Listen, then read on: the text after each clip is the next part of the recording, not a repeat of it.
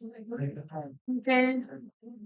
Starting with chapter number 6 of your macro, that is aggregate demand.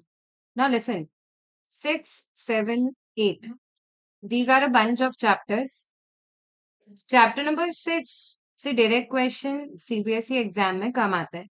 Okay, 7 and 8 का weightage comparatively ज्यादा रहेगा, लेकिन chapter number 6 समझने के लिए जरूरी होगा चैप्टर नंबर 7 एंड 8 को, एंड दैट इज व्हाई इस पे भी बहुत अच्छे से ही ध्यान देना पड़ेगा, क्योंकि अगर ये ढंग से नहीं समझते तो 7 और 8 भी समझ में नहीं आता है। Am I clear with this? Okay, now listen, chapter number 6 is about aggregate demand और उसके components. Now if you just see this chapter, तो इसमें कवर क्या क्या हो रहा है? चैप्टर 6 में बेसिकली अपने को 3 फंक्शन पढ़ना है। एग्रीगेट डिमांड से रिलेटेड 3 फंक्शन क्या है वो? एक तो है एग्रीगेट डिमांड का खुद का फंक्शन, दूसरा है कंजम्पशन का फंक्शन, और तीसरा है सेविंग का फंक्शन। अब ये तीनों ही फंक्शन में मुझे क्या क्या देखना है? इनके ग्राफ, इनका मीनिंग, इनका स्केड्यूल और इनका पॉइंट ऑफ रिलेशन। ठीक है, तो we have to basically cover 3 types of functions. कौन सा? एग्रीगेट डिमांड का, कंजम्पशन का और सेविंग का। ठीक है, these are the 3 things we have to cover.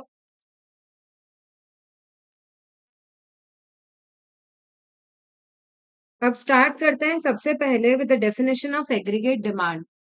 Aggregate demand नाम से क्लियर होता है, एग्रीगेट यानी पूरे नेशन का टोटल, राइट? तो it refers to what? Sum total of the expenditure that people plan to incur. याद रखना, जो शब्द यूज हुआ है दैट इज प्लान टू इनकर। ठीक है, दैट पीपल इनकर नहीं, that people plan to incur on purchase of goods and service in an economy corresponding to their different levels of income। अलग अलग लेवल ऑफ इनकम पे वो कितना कितना एक्सपेंडिचर प्लान कर रहे हैं करने का, वो बेसिकली होता है क्या? Aggregate demand. ठीक है, अब इनकम जैसे जैसे बढ़ती जाएगी, नॉर्मली तुम अपना डिमांड बढ़ाओगे या कम करोगे? नॉर्मली तुम अपना डिमांड बढ़ाओगे। ठीक है, तो whenever your income increases, generally your aggregate demand is going to increase. ठीक है, that is what is reflected in the schedule. Income का पहला कॉलम देके रखा है 0, 20, 40, 60, 80 इज योर इनकम। और जैसे जैसे इनकम बढ़ रही है वैसे वैसे एग्रीगेट डिमांड बढ़ रही है, 30, 35, 40, 45 एंड 50। M I clear? ठीक है, तो जब मैं खर्चा अपनी इकोनॉमी का कैलकुलेट कर रही हूँ कि मेरे इकोनॉमी के सारे लोग मिलके टोटल कितना खर्चा प्लान कर रहे हैं करने का, तो उसे कहा जाता है क्या? Aggregate demand. Now there is no difference between demand and actual खर्चा। When I talk about macro level, तो जो टोटल खर्चा होता है वो ही नेशन के लेवल का डिमांड होता है। यहाँ पर हम एबिलिटी और विलिंगनेस जैसा हम माइक्रो में चेक करते थे वो चेक नहीं कर पाएंगे। ओके, तो अलग अलग लेवल ऑफ इनकम पे कितना अलग अलग एग्रीगेट डिमांड होता है, वो होता है एग्रीगेट डिमांड। इनकम जैसे जैसे बढ़ रही है एग्रीगेट डिमांड बढ़ रही है, तो पहला पॉइंट ऑफ रिलेशन होता है जैसे जैसे इनकम बढ़ती है एग्रीगेट डिमांड बढ़ेगी। लेकिन क्या ज्यादा स्पीड से बढ़ेगा, इनकम या एग्रीगेट डिमांड? बेटा इनकम 20 के गैप से बढ़ती जा रही है, लेकिन एग्रीगेट डिमांड 30, 35, 40, 5 के गैप से बढ़ रहा है। तो rate of increase in income is greater than rate of increase in aggregate demand. Of course, जितने स्पीड से इनकम बढ़ रही है उतने स्पीड से डिमांड नहीं बढ़ेगी। क्यों? क्योंकि a part of income will also be save. समझे क्या? ठीक है, थर्ड इंपॉर्टेंट थिंग, क्या जीरो लेवल ऑफ इनकम पे भी कुछ minimum level of aggregate demand रह रहा है? हाँ, अगर आपका इनकम जीरो भी है ना, तो भी आपको कुछ ना कुछ तो डिमांड करना पड़ेगा, and that is the minimum level of aggregate demand that is going to exist even at zero level of income. अगर आज की तारीख में तुम सब लोग कुछ भी नहीं कमा रहे हो, तो भी तुम कुछ ना कुछ डिमांड करोगे to fulfil your necessity. Am I clear? ये है 3 पॉइंट्स ऑफ रिलेशन। क्या है? जैसे जैसे इनकम बढ़ती है आपका डिमांड बढ़ता है, लेकिन क्या ज्यादा स्पीड से बढ़ता है? इनकम। और जीरो लेवल ऑफ इनकम पे भी क्या minimum level of aggregate demand होता है? हाँ, even at zero level of income there is a minimum level of aggregate demand. हमेशा ध्यान रखना, जब भी तुम ग्राफ बनाओगे एग्रीगेट डिमांड का, तो एक लाइन बनती है कितने डिग्री की? 45 डिग्री की। You can see in your graph that is known as line of reference. हमने 45 डिग्री की एक लाइन बनाई है, ये लाइन ऑफ रेफरेंस है। और ये लाइन ऑफ रेफरेंस की मदद से हमको पता लगता है कि ये ही इनकम की लाइन है। यहाँ पे इनकम और एग्रीगेट डिमांड हो रहे हैं सारे लेवल पे बराबर। ठीक है, अब अगर मैं एग्रीगेट डिमांड का प्लॉटिंग स्टार्ट करूंगी, तो जीरो लेवल ऑफ इनकम पे भी कुछ minimum level of aggregate demand रह रही है। इसलिए मेरा एडी का ग्राफ स्टार्ट तो होता है फ्रॉम वाई एक्सिस, ओरिजिन से स्टार्ट नहीं होता। फिर ये अपवर्ड चला जाता है इनकम की लाइन को काटते हुए। पहले ही इनकम की लाइन के ऊपर है और उसके बाद इनकम की लाइन के नीचे चला गया है। समझे? तो पहले मेरा डिमांड ज्यादा था और इनकम थी कम। There were negative savings in the economy. अरे मेरे को डिमांड करने के लिए पैसे कहीं से तो लाने पड़ेंगे ना, तो मैं मेरी पिछली सेविंग्स यूज कर रही होंगी। ठीक है, इनकम तो है नहीं, तो there were initially negative savings. फिर जब इनकम और एग्रीगेट डिमांड बराबर हो गए, से फॉर एग्जांपल ये बराबर हुआ है पॉइंट ई पे, ये पॉइंट है इनके इक्विलिब्रियम का, जहां पे तुम्हारा लाइन ऑफ रेफरेंस इंटरसेक्ट कर रहा है किसको? एग्रीगेट डिमांड को। और फिर उसके बाद क्या होता है? एग्रीगेट डिमांड नीचे हो गया और इनकम का लाइन ऊपर हो गया है। मतलब इनकम बढ़ गई है और डिमांड नीचे आ गई, तो अब कैसी सेविंग हो रही है? Positive savings. Am I clear? Income को अपन हमेशा रखेंगे ऑन एक्स एक्सिस और वाई एक्सिस पे एडी, कंजम्पशन या सेविंग को रखा जाता है, जैसे जैसे आगे हम फंक्शंस करते जाएंगे। Am I clear? पक्का? अगले उस पे आते हैं। The next thing is that is components of aggregate demand. अब तुम्हारे एग्रीगेट डिमांड को हम तीन तरह से पढ़ सकते हैं। देखो, एग्रीगेट डिमांड जो है, या तो वो क्लोज्ड इकोनॉमी में पढ़ा जाएगा या वो ओपन इकोनॉमी में पढ़ा जाएगा। क्लोज्ड इकोनॉमी में एग्रीगेट डिमांड के दो हिस्से हो जाते हैं। क्या? टू सेक्टर और थ्री सेक्टर मॉडल। बेटा अगर टू सेक्टर है तो इकोनॉमी में दो ही सेक्टर है, कौन से? प्रोड्यूसर और हाउस होल्ड। तो आपका जो एग्रीगेट डिमांड है उसके दो ही हिस्से हो जाएंगे। क्या? सी प्लस आई। यहाँ पे सी का मतलब क्या है? तुम्हारे मेरे जैसे लोगों का प्राइवेट फाइनल कंजम्पशन एक्सपेंडिचर। और आय का मतलब क्या है? इन्वेस्टमेंट एक्सपेंडिचर कौन करता है? Producer in the economy. बेटा प्लांट एंड मशीन खरीदना in the economy is known as investment. Am I clear?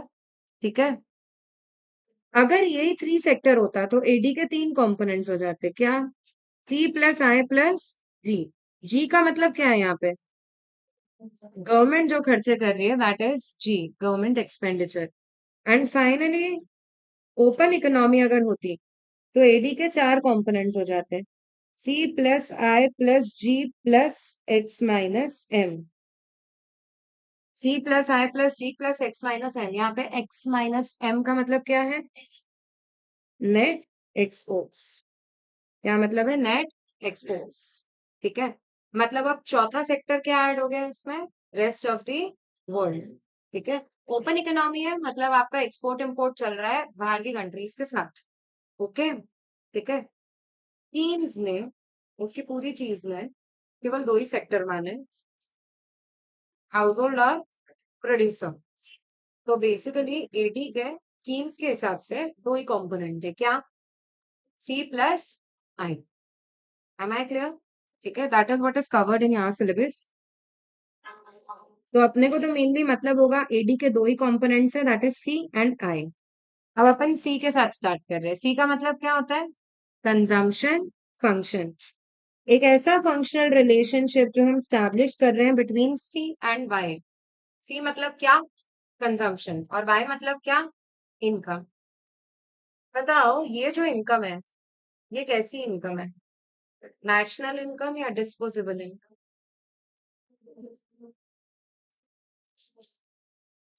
Consumption का किसके साथ रिलेशन देखा जाता है? नेशनल इनकम या डिस्पोजेबल इनकम? बेटा नाउ लिसन, दिस फंडा is not in your course, लेकिन डिस्पोजेबल इनकम मतलब ऐसा पैसा जो फाइनली हाथ में बच जाता है सारे टैक्स वगैरह चुकाने के बाद। ठीक है बेटा, तुम कंजम्पशन उसी पैसे का कर पाओगे। तो you are least concern with तुम्हारी एक्चुअल इनकम क्या थी, you are mainly concern with तुम्हारे हाथ में फाइनली कितना पैसा बचा है सारे टैक्स वगैरह चुकाने के बाद। वो ही पैसा तुम्हारे पास अवेलेबल है कंजम्पशन करने के लिए या सेविंग करने के लिए। उसके अलावा एक्स्ट्रा पैसा तुम्हारे पास है भी नहीं। समझे क्या? तो ये जो वाई होता है ना, that is not normal income, that is disposable income. Finally जो पैसा आपके हाथों में बच जाता है खर्चा करने के लिए, उसे बोलते हैं disposable income. Am I clear? ठीक है। अब सेम चीज है यार, जैसे जैसे तुम्हारी इनकम बढ़ेगी तुम्हारा कंजम्पशन बढ़ेगा। 0, 50, 100, 150, कंजम्पशन हो गया 20, 60, 100 एंड 140। तो एज इनकम इंक्रीजेस, पहला पॉइंट ऑफ रिलेशन, इनकम जैसे जैसे बढ़ रही है कंजम्पशन भी बढ़ रहा है, लेकिन rate of increase in income ज्यादा होगा in comparison to what, rate of increase in consumption. Income ज्यादा स्पीड से बढ़ेगी in comparison to increase in consumption. समझे क्या? ठीक है। ऐसा क्यों? इनकम ज्यादा स्पीड से क्यों बढ़ रही है? क्योंकि इनकम का एक हिस्सा तुम क्या करने लग गए हो, सेव करने लग गए। And y is equal to what, c plus s। Income के दो हिस्से होते हैं, y is equal to c plus s। तो एक हिस्सा तो कंज्यूम हो रहा है, दूसरा हिस्सा सेव होते जा रहा है। ठीक है। जीरो लेवल ऑफ इनकम पे जो मिनिमम लेवल ऑफ कंजम्पशन होता है उसको क्या बोला जाता है? Autonomous consumption. बेटा कोई नया पॉइंट नहीं बताया मैंने, जैसा तुमने एग्रीगेट डिमांड और इनकम का रिलेशन देखा था, सेम पॉइंट ऑफ रिलेशन है between income and consumption. Again जब भी तुम कंजम्पशन का ग्राफ बनाओगे, वाई एक्सिस पे कंजम्पशन, एक्स पे इनकम, और लाइन ऑफ रेफरेंस बनानी पड़ेगी। एडी और कंजम्पशन के ग्राफ में हमेशा लाइन ऑफ रेफरेंस बनेगी, कितने डिग्री की होती है?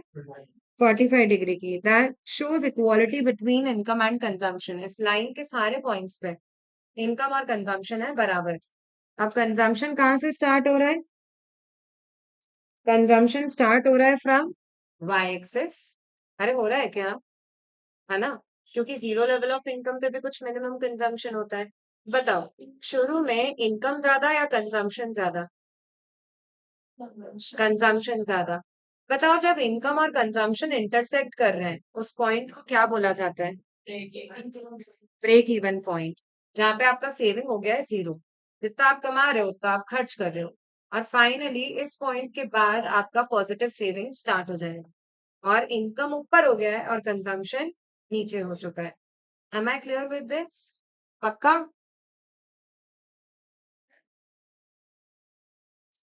अब आ जाते हैं सेविंग फंक्शन पे। सेविंग फंक्शन यानी क्या? Functional relation between saving and income, उसे बोला जाता है saving function. It's a functional relation between saving and income. बेटा आप देखो, इनकम अपनी जो पहले वाली थी वही है यहाँ पे, 0, 50, 100, 150। कंजम्पशन है 20, 60, 100, 140। अगर मुझे सेविंग निकालनी है तो मुझे इनकम में से कंजम्पशन माइनस करना पड़ेगा। 0 - 20 - 20, 50 - 60 - 10, 100 - 100, 0, and 150 - 140, that is 10। ठीक है। अरे बोलो। अब बेटा सेविंग अगर अपन ले ऑन वाई एक्सेस और इनकम अगर अपन ले ऑन एक्स एक्सेस, ठीक है, तो सेविंग का ग्राफ नेगेटिव वाई एक्सिस से स्टार्ट होगा और अपवर्ड जाएगा। नेगेटिव वाई एक्सिस से क्यों स्टार्ट हो रहा है? क्योंकि जीरो लेवल ऑफ इनकम पे या इनिशियल लेवल ऑफ इनकम पे नेगेटिव सेविंग होती है। तो पहला point of relation, at initial levels of income या at zero level of income, this savings किसके बराबर होती है? जीरो लेवल ऑफ इनकम पे। बेटा जीरो लेवल पे तुम्हारा ऑटोनॉमस कंजम्पशन कितना है? 20। अरे है या नहीं? तुम कुछ कमाओ या ना कमाओ, तुमको 20 रुपए खर्च करने ही पड़ रहा है, और जितना ऑटोनॉमस कंजम्पशन होगा उतना ही तुमको नेगेटिव सेविंग करना पड़ेगा, क्योंकि पैसे तो तुम्हारे पास है नहीं। तो तुमको पिछली सेविंग को यूज करना पड़ेगा, मतलब कमा तो कुछ रहे नहीं हो। ठीक है, यानी ultimately zero level of income पे डिस सेविंग्स किसके बराबर होती है? ऑटोनॉमस कंजम्पशन के बराबर, राइट। अनदर इम्पोर्टेंट थिंग, जैसे जैसे इनकम बढ़ रही है सेविंग भी बढ़ रही है, लेकिन कौन ज्यादा स्पीड से बढ़ता है, इनकम या saving? Rate of increase in income is greater than rate of increase in savings. Income ज्यादा स्पीड से बढ़ेगी in comparison to saving. Clear है क्या? ठीक है।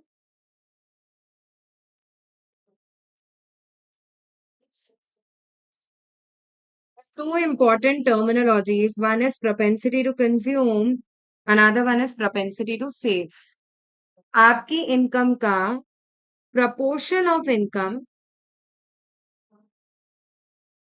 that moves towards consumption, आपकी इनकम का कितना हिस्सा कंजम्पशन की तरफ जाता है, उसे बोला जाता है प्रोपेंसिटी टू कंज्यूम। और आपकी इनकम का कितना हिस्सा सेविंग की तरफ जाएगा, उसे बोला जाता है propensity to save. Proportion of income moving towards saving. अब बेटा ये दोनों ही दो तरह के होते हैं। क्या? प्रोपेंसिटी टू कंज्यूम दो तरह का होता है, average propensity to consume and marginal propensity to consume. Average propensity to consume मतलब एपीसी, टोटल कंजम्पशन को जब तुम डिवाइड करोगे बाय टोटल इनकम तो एपीसी देगा, और चेंज इन कंजम्पशन को जब डिवाइड किया जाएगा बाय चेंज इन इनकम तो ये क्या देगा? Marginal propensity to consume. अरे हाँ, और वही अगर मुझे निकालना है average propensity to consume, sorry average propensity to save, तो how will I calculate? Total saving divided by total income. लेकिन मेरे को एमपीएस निकालना है, change in saving divided by change in income. ठीक है,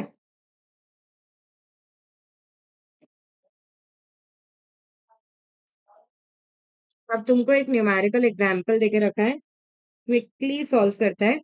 यहाँ पे तुमको इनकम देके रखी है 0, 50, 100, 150। उसके बाद तुम्हें देके रखा है कंजम्पशन 20, 60, 100, 140। सेविंग क्या है? -20, -10, 0 एंड +10। ठीक, अब अपने को निकालना क्या है? सबसे पहले we have to calculate APC. How do we calculate APC? Total consumption divided by total income.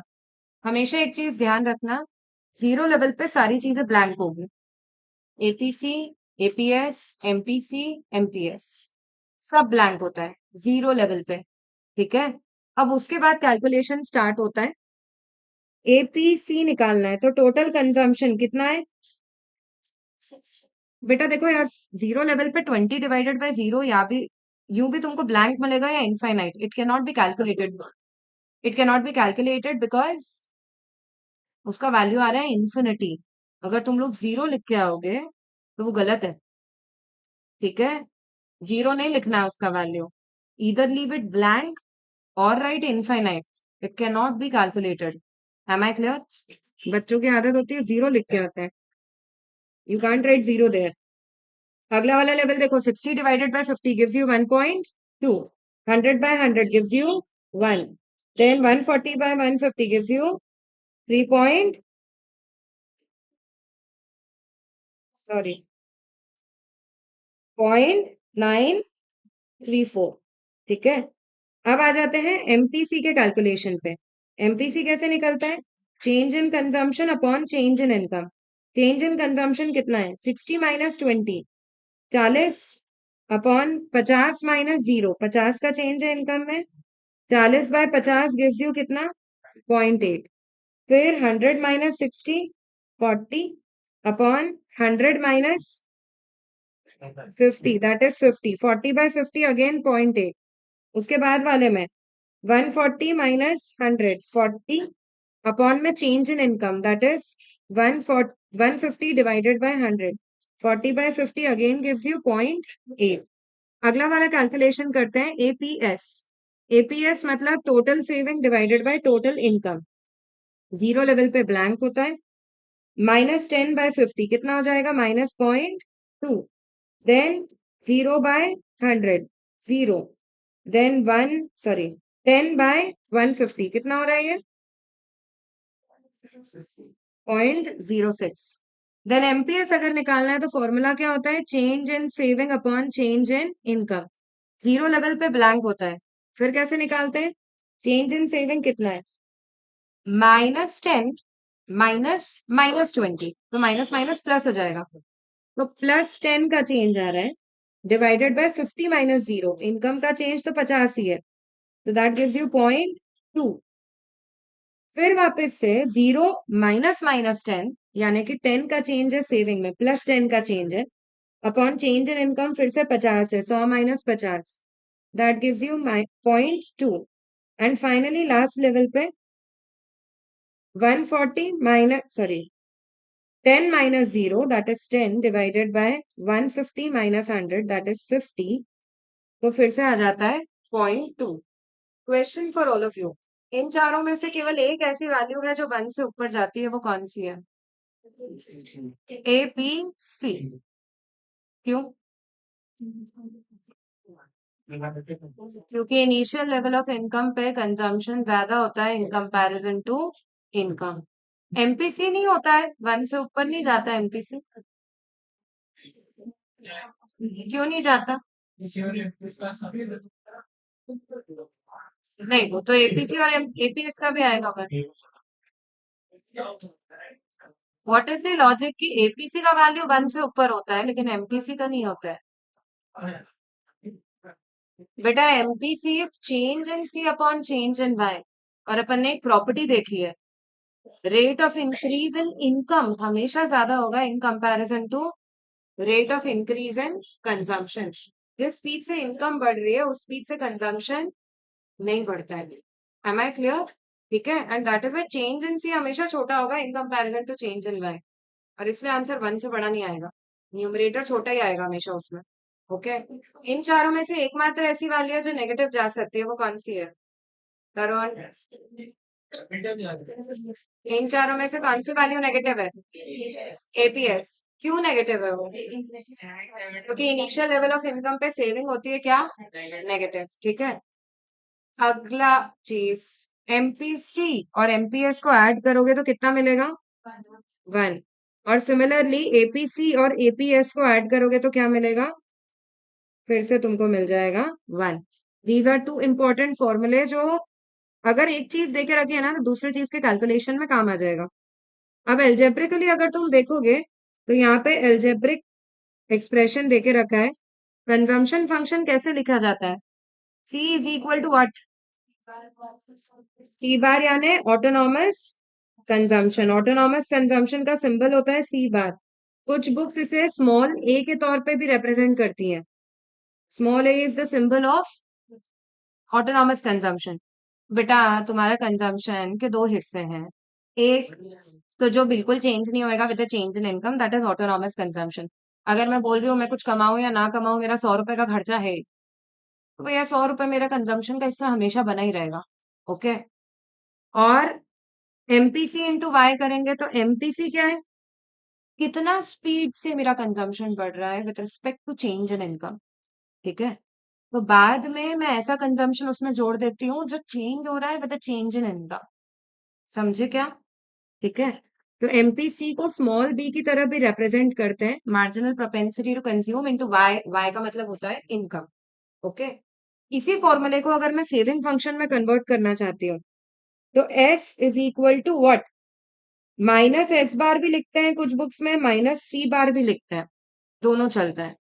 ठीक है, क्योंकि जितना ऑटोनॉमस कंजम्पशन, अगर 100 ऑटोनॉमस कंजम्पशन है मेरा तो उतना ही मेरे को नेगेटिव सेविंग करना पड़ेगा। प्लस क्या करूंगी इसमें मैं? MP S. एमपीसी की जगह क्या आ गया? एमपी एस इंटू क्या करेंगे? वाई। अगर तुमको मैं एक क्वेश्चन देती हूँ, लिखो, फटाफट लिखो। क्वेश्चन है, तुमको देके रखा है ऑटोनॉमस कंजम्पशन है 40 का, 40 का, और एमपीएस देके रखा है 0.25,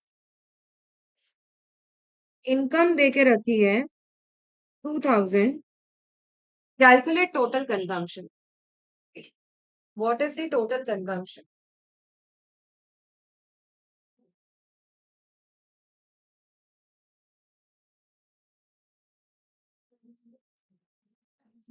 बताओ।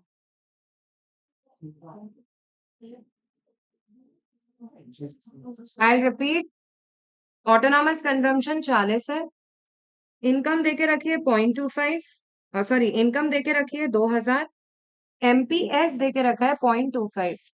टोटल कंजम्पशन बताओ। 1540 आ रहा है।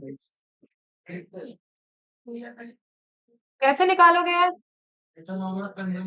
सी is equal to autonomous consumption 40 का प्लस, बेटा एमपीएस 0.25 है तो एमपीसी क्या हो गया? 1 - 0.25, दैट इज 0.75, और इंटू 2000 की इनकम।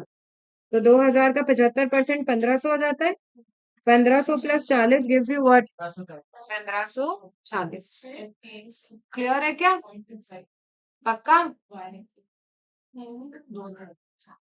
ठीक है, श्योर। एक और क्वेश्चन दो। सेविंग निकालनी है तुमको इसमें। तुमको ऑटोनॉमस कंजम्पशन देके रखा है 20, और इनकम देके रखी है 800, और एमपीसी देके रखा है 0.9। निकालो सेविंग कितनी है। ऑटोनॉमस कंजम्पशन 20, इनकम 800 और एमपीसी 0.9। सेविंग निकालो।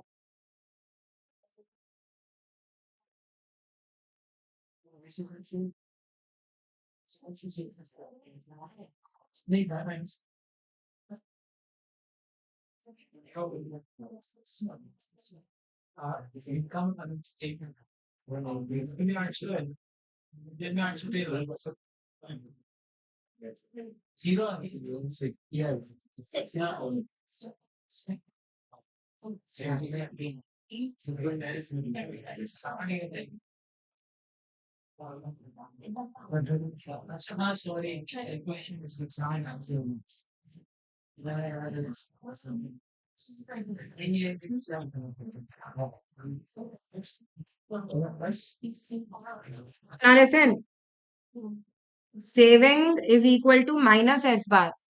तो जितना तुमको सी बार देके रखा है उतना ही नेगेटिव सेविंग होगा, तो मैं -20 लिखूंगी, प्लस एमपीएस, एमपीसी 0.9 है तो एमपीएस हो गया 0.1।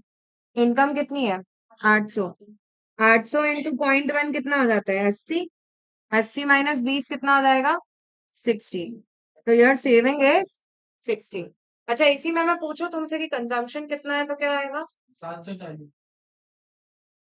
इनकम माइनस सेविंग कर लोगे तो बचा हुआ वैल्यू किसका हो जाएगा? कंजम्पशन का। Am I clear with this? अरे बोलो यार, पक्का? इसके साथ चैप्टर 6 होता है खत्म।